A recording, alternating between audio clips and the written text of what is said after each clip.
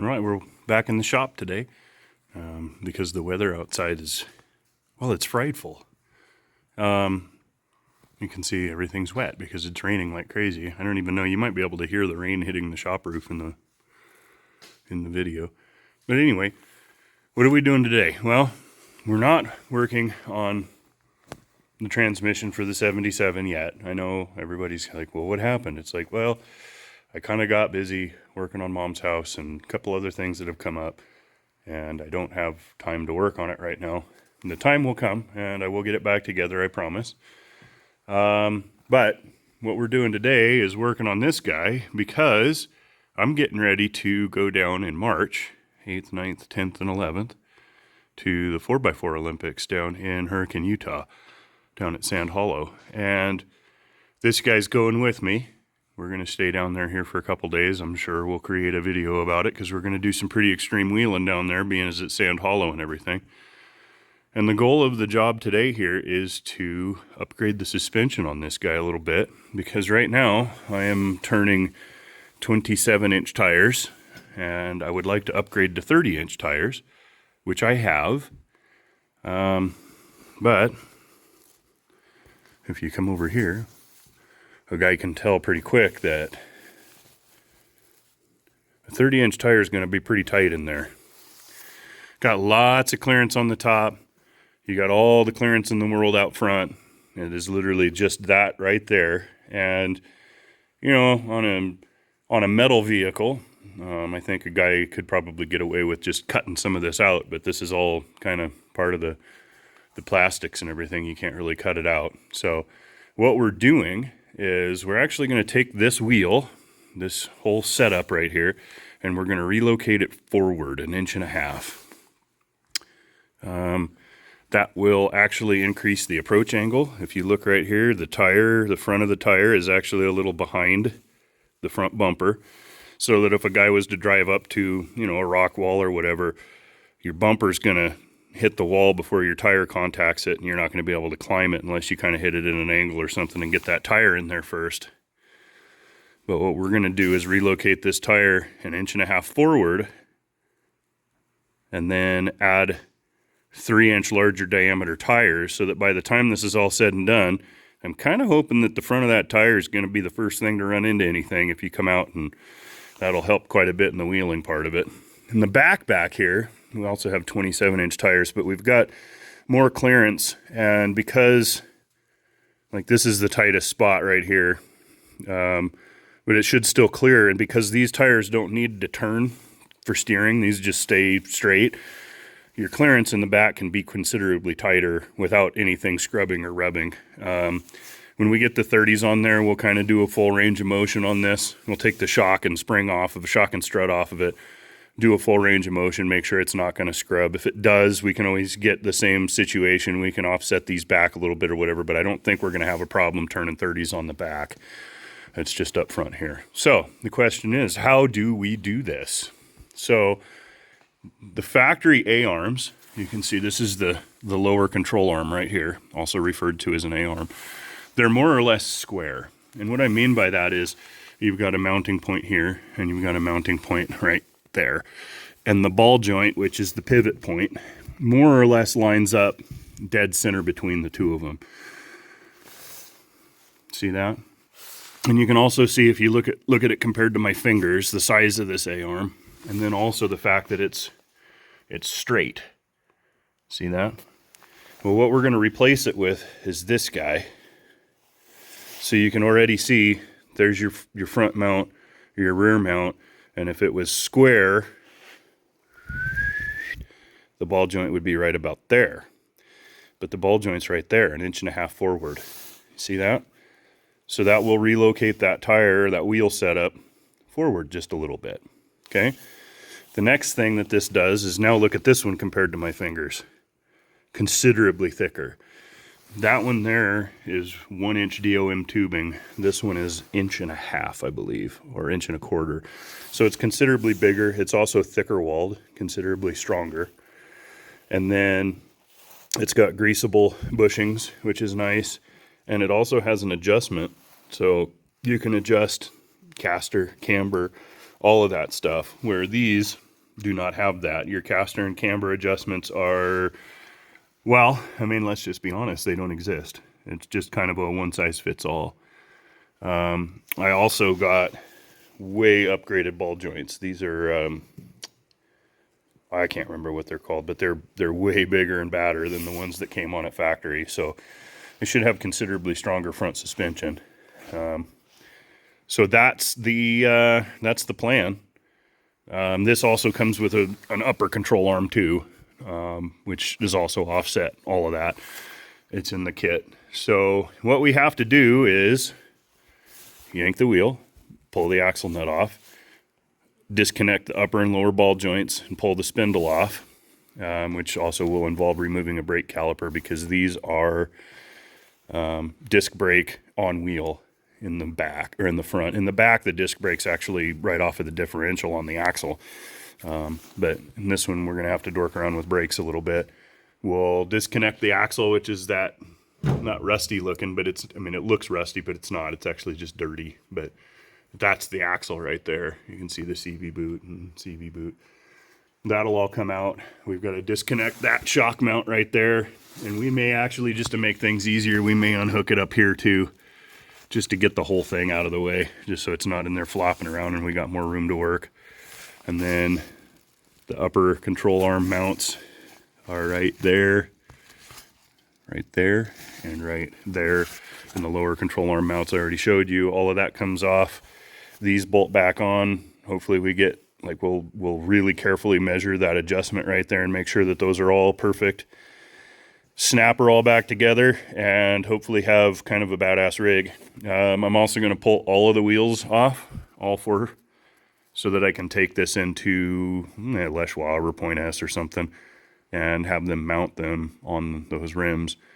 Not that I couldn't do that myself, but I kind of choose not to. They've got a machine to do it. They can do it in 5 minutes, where it's going to take me an hour or better to do it with tire irons. So anyway, that's the plan. That's what we're working on. All right, step one.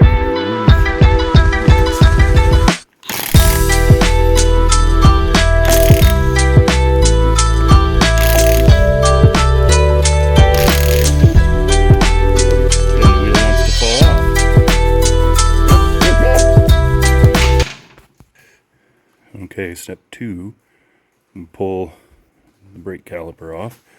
So let's see if I can do this one-handed. I cannot. Let me get that broke loose real quick.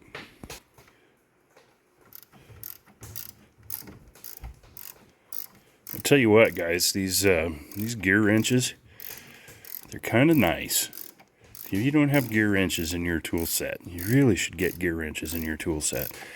And everybody go, oh, well, what's the difference between that and a socket and ratchet? Well, you tell me. How am I going to get a socket and ratchet on that with that much clearance? The only other option I'd have is to use an open-ended wrench and take it off and put it back on a million times, or I could just get this gear wrench here and ratchet this guy right off. Kind of a piece of cake. Really makes for a nice day, I got to tell you.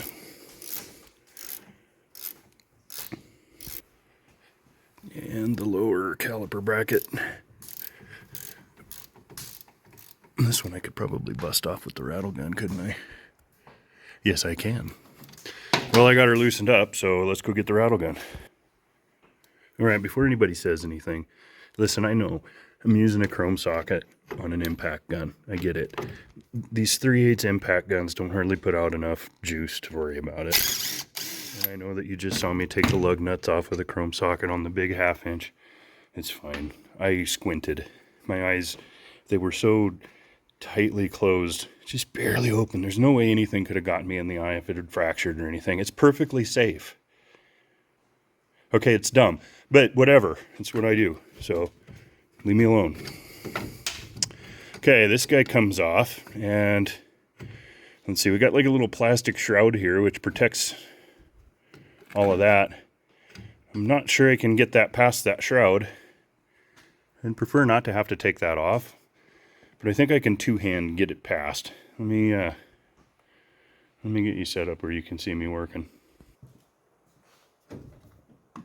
Can he do it? Yes, he can.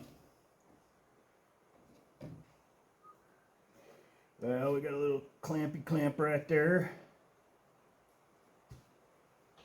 Okay, we will set that right there for now. Right there for now. Stay. The next step is, looks like it's got a cotter pin and that axle nut. Or probably the steering knuckle and the ball joints, all of that. We could bust all that loose too. What do you think? What should we do next?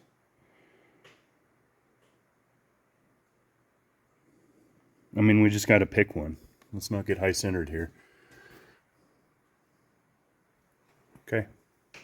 I'm going to go get a pair of diagonal pliers for all the cotter pins, and we'll go ahead and work on busting the steering knuckle loose and ball joints. We'll make it so.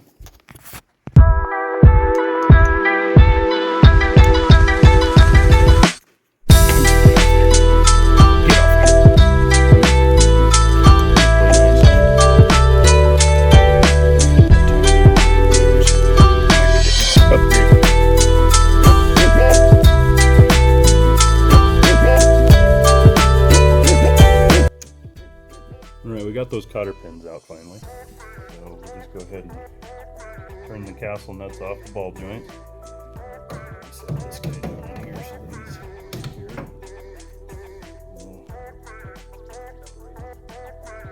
We'll get castle nut number 1 off the ball joint.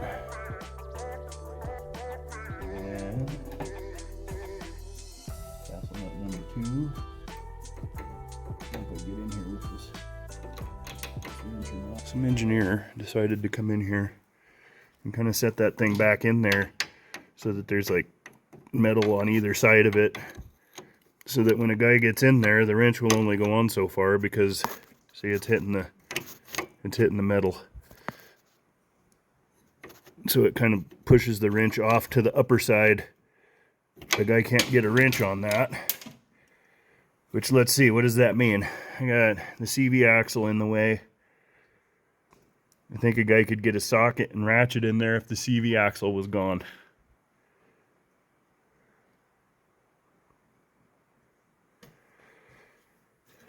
Because I can't get that. See, that doesn't actually fit between the CV axle and the top of the bolt. This won't go on because of that. Yeah. So I think the only way you're going to get that's with a socket from up above, which means you got to pull the CV axle off first, which is fun. So this guy next. Let's see, what size do you think that is? Big? Yeah, it's that big. I'm going to take this back. I got to take this measurement back to the toolbox, and I'll be right back. Bring the thunder. That came off. Okay, let's see. What's next? Oh, well, that also came off, which is handy, I guess. All looks pretty good. The splines all look like they're in good shape. Brake rotor looks like it's in good shape. We'll probably clean up a little bit of that rust before we throw her back together. But what the heck? I think we're doing good. Okay, now,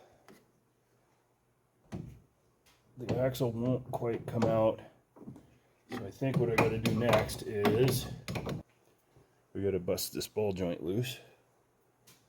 So, back to the old pry bar, I guess. There we go. That feels like a good spot. And then I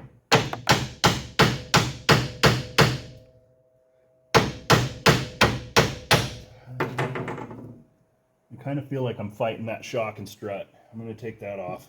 Let me show you what I'm talking about. So in order for this ball joint to pop out, this upper control arm has to lift, has to come up. Because the lower control arm can't go down at all because it's kind of sitting on the jack there. So this is fighting me. So I'm going to get on this guy and take him off real quick. It was a 17. And here we go. Let's switch sides.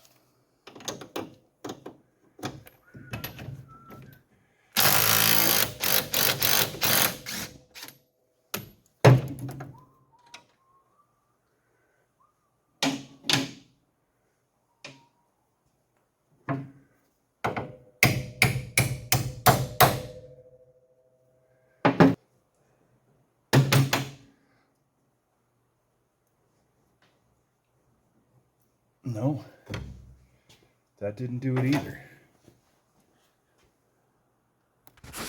Well, it was stage fright. I just couldn't do it while I was on camera. Actually turned out to be relatively simple. I just needed to kind of get the pressure off of it with a pry bar, and then was able to pull it out with my fingers. Next one's up there. Yay. Gonna need two 17mm. Yeah. One-handed. I'll just leave that other wrench on it right there because it can't turn. It's just kind of jammed in there. You know, we're using the horn. That's the horn. We're just gonna use that as, because that's fine. The horn's rated for that, isn't it? I think. I mean, come off of there, you. Long-winded.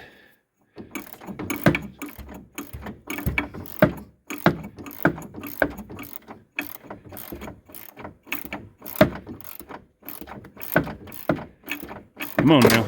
Oh. Well, that's what I needed. You guys get the idea, but I got to put you down. I'm not going to do this one-handed. All right. Well, I got that devil off finally. Actually, wasn't that big of a deal. I just needed two hands, and trying to hold a camera while doing it just wasn't working. So, okay, we're going to try to pop this ball joint off now.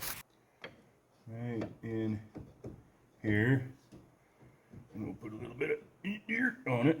Give it a little bit of that, and a little. Is she coming? Is she coming? Let's see. What if I turn this a little bit? Give me a little better angle with the old claw hand.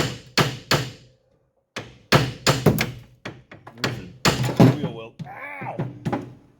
I mean, it's coming. I just, you know, I just got to fight through the obstinance. Quit it. Stop. It's just not acceptable.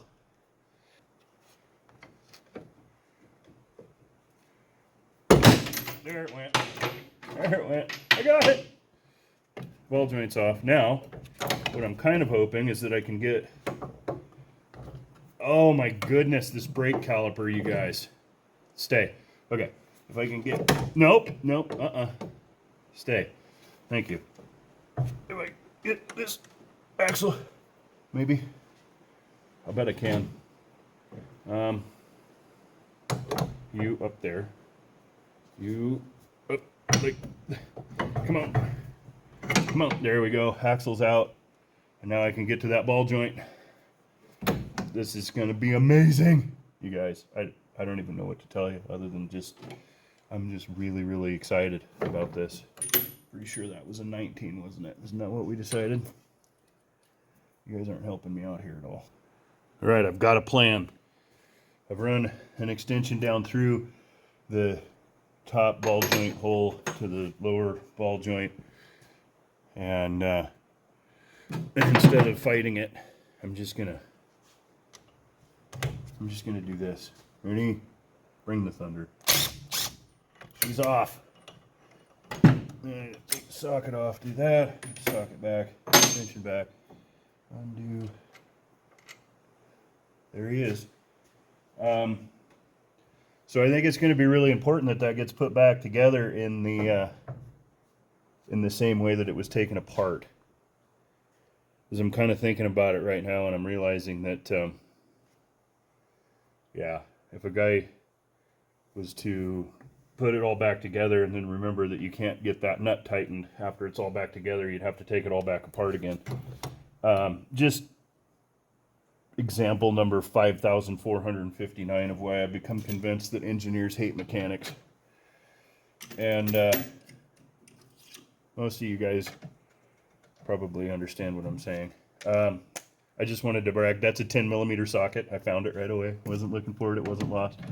This is the bracket for the brake line. Holds it to the upper A-arm. It looks like we've got one more right there that we need to take out. because this upper A-arm's coming out and being replaced, we cannot leave that attached like that. And actually, to be honest with you, in hindsight, I kind of wish I'd have done this a while ago, because you may have noticed I've been struggling with this. I'm going to go get a zip tie so I can zip tie it up. Just a little tip here, when you're working on these Pioneers, the brake caliper zip ties up to the upper shock mount very nicely and stays out of the way finally. So let's go ahead and work on that, and it actually looks like it's one long bolt, goes all the way through. All right, let's see if I can get her broke loose.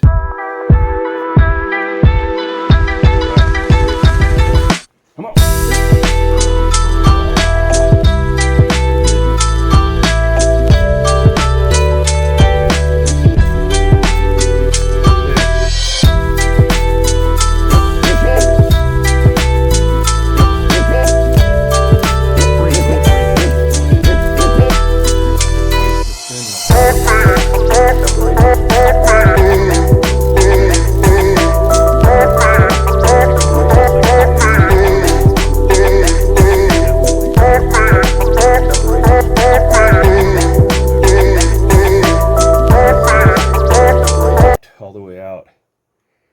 Yeah, you see that? That's definitely a lock nut. That's why they're doing that. Okay, let's see if we can get this pulled out. Okay, one upper A-arm totally removinated. The next step then is those bolts and those bolts. So, what do you guys think the chances of me getting on there with a wackety gun? I think I could probably do it. Let me get on there, see what happens. Cut back on the...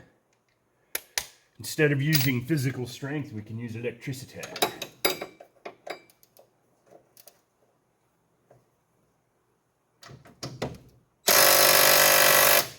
Well, I mean in theory, but no. Physical strength it is.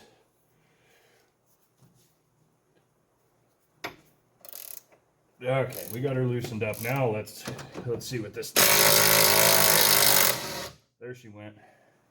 You just gotta loosen her up a little bit first. Okay, that one came out.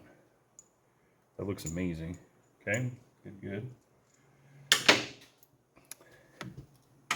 We'll get on this one. Get on this one the correct way. Oh, what do we got? Like a disallowal. Yeah, it's pretty much said no. That's handy. I really like that. I'm stoked. So here's what's going on. There's little metal tabs right next to the bolt, and this is too thick to get between the bolt and the metal tab, so hopefully that socket will get in there. Because again, engineers, you know, just... Oh yeah, that did it. We're on her now, brah. Okay.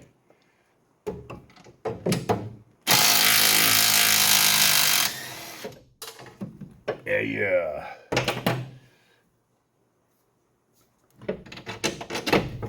All right.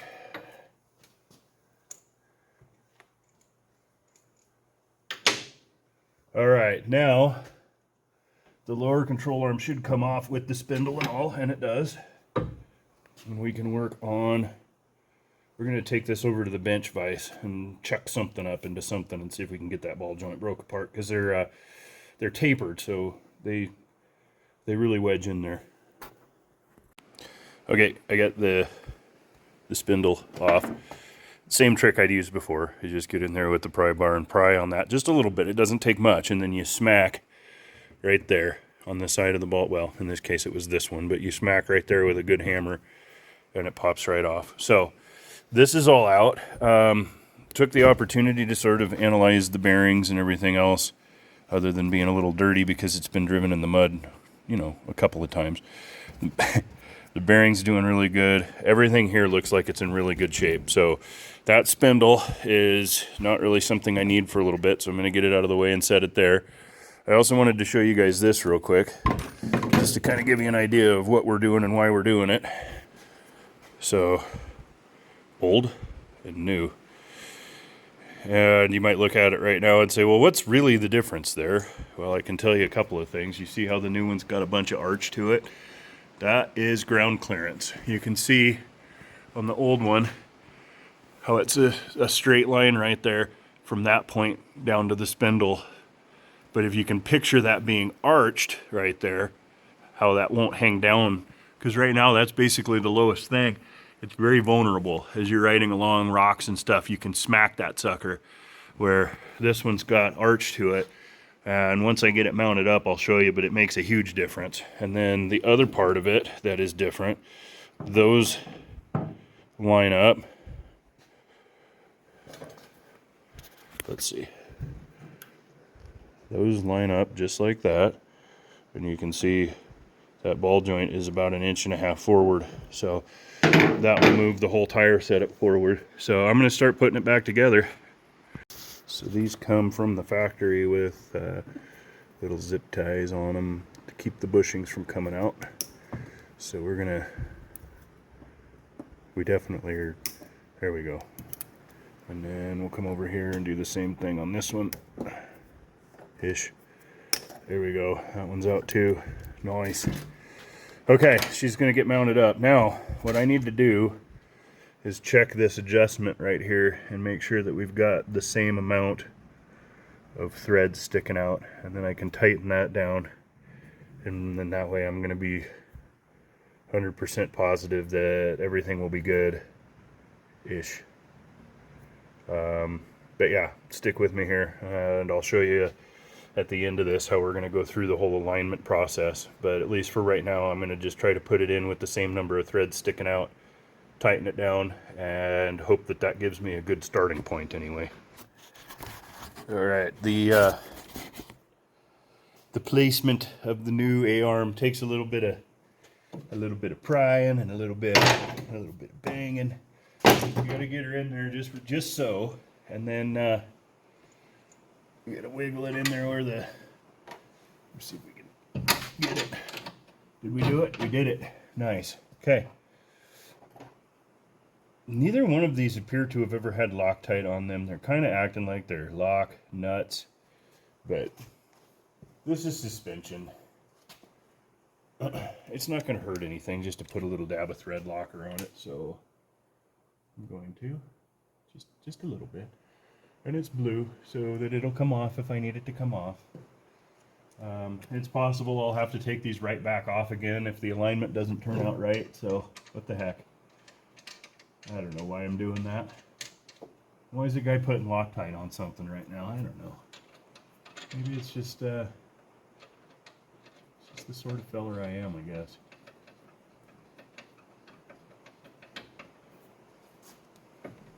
That's nice. Let's touch that and get grease all over myself. Exactly what I was looking for.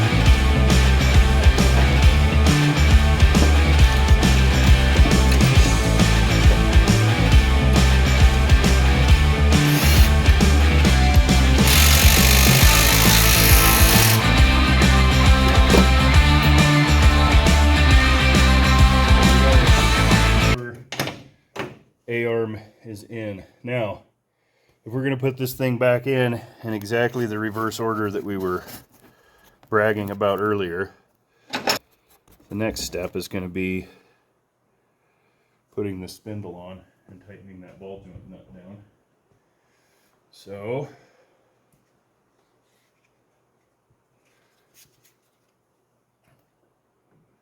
we get that run back in where it goes. Or wait, no, we can't do that yet. Let's undo that. We can't do that yet. We got to get this there, and then we need the big castle nut.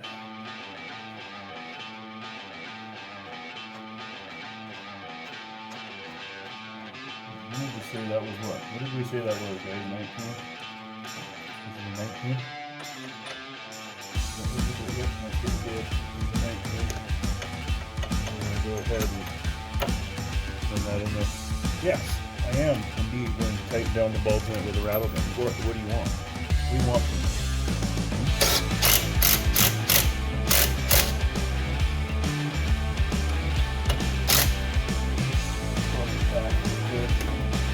Let's get a feel for it.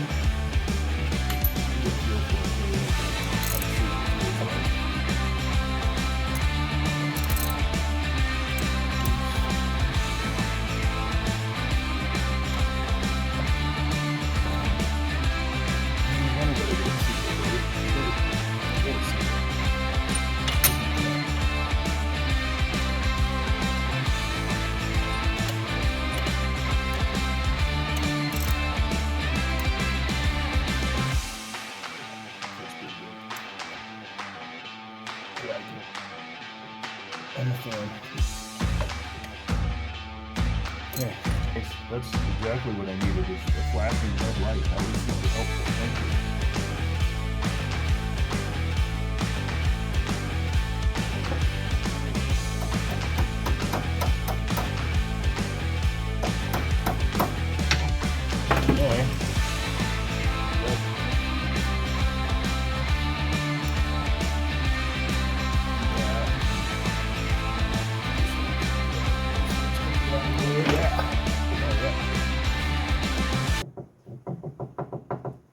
One ball jointo installo.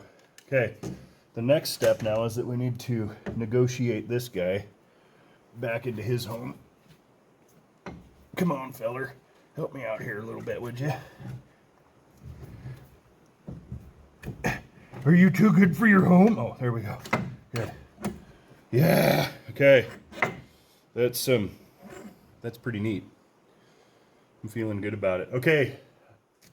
Upper control arm is next. So we'll get this big long bolt and we'll negotiate with this to go up in there, and then we'll get in here with said big long bolt and try to, you got it, there we go.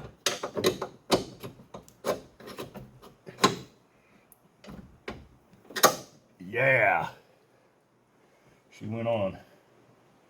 Okay, now there's no chance that I'm going to have to take this one back off for the alignment process, so I definitely don't feel bad about putting Loctite on this one. The guy just likes to use a little Loctite on suspension work. This thing's top speed approaches 70 miles an hour. I'd very much never like to find out what it's like to have your suspension come apart at 70 miles an hour. I mean, it could be exciting, I guess. It'd be a great story to tell someday. That is assuming that you survive. You know, if absolutely nothing else, the conditions that the suspension gets to go through, going through rivers and lakes and mud and everything else, a little bit of something on there to seal those threads and keep the water and rust and everything out of them so I can take it off again someday. Even if that's all the Loctite actually accomplishes, I would argue that that's worth it. There we go. She moves freely. Okay, next step is upper ball joint, one presumes. Get in there. Gentle. Careful. There we go.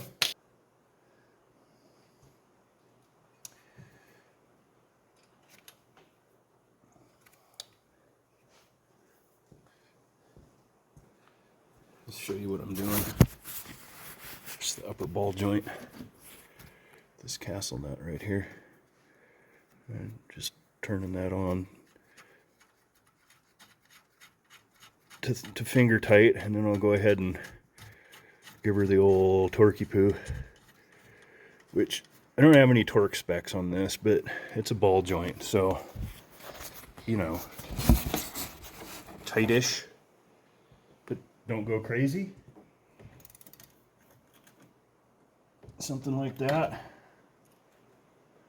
We'll get the flashlight on it, see where the cotter pin hole is, and if we need to back off a little bit or something.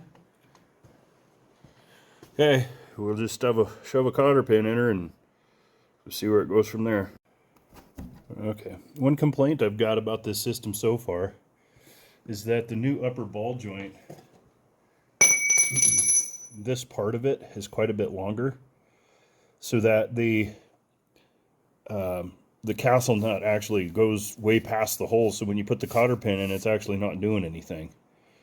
Makes me a little nervous. I don't like it, so I Loctited that castle nut on there, and then I'm probably going to take steps at some point in time to remedy that. Probably get a taller castle nut someday, just because I don't like that. I don't like Loctite being the only thing that's keeping this ball joint from coming loose. Okay, next step then is steering. This is presumably another lock nut, but I'm just gonna, again, use Loctite because I don't like the idea of it coming apart. And we'll screw that on there and torque that down to spec. And by torque that to spec, I mean I'm going to put this rattle gun on it, hit it 4 ugga-duggas. 4? I think 4 is enough. I should go more. I'll go a couple more ugga-duggas. Ready?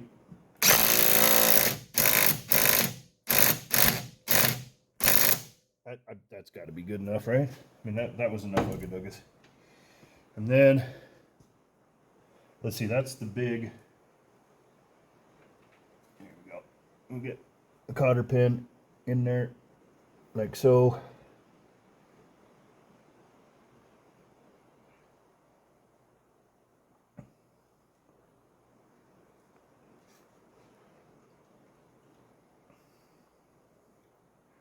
Spin that cotter pin around, and then since it's way longer than it needs to be, we'll just do a little snip and another little snip, and she's in there. Okay, steering's back together.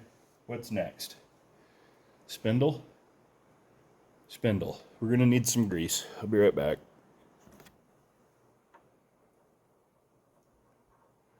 I got the grease, man. I got the grease. We'll put a little bit right there on that, and then come over here. Pump a little bit right there into this.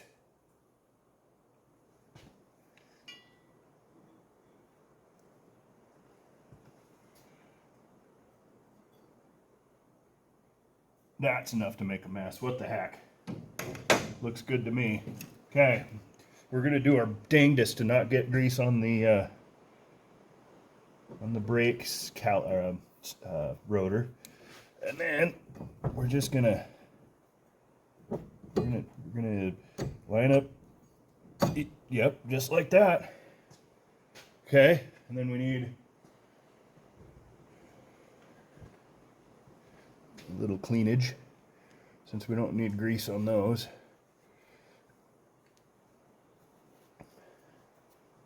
Threads, and then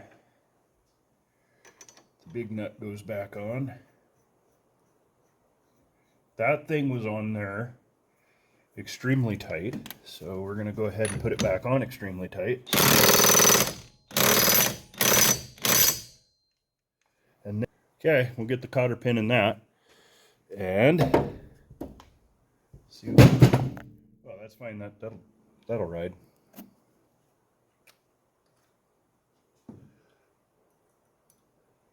No. Yes. Right there. There we go. I'll give it a little tap-taparoo. A little tappa-tappa.